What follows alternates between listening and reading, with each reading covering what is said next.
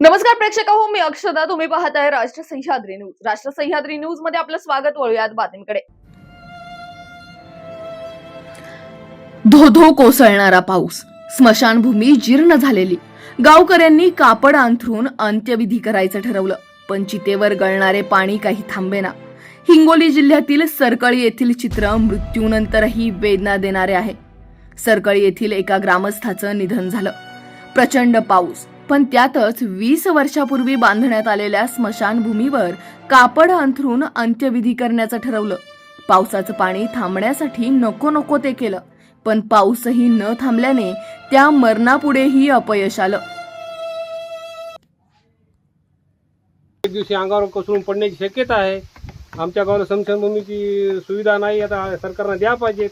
इकून लोक संडास करायले तर इकून हे उकोंडे टाकायले तर तिच्याकडे सरकारचं दुर्लक्ष झालेलं आहे.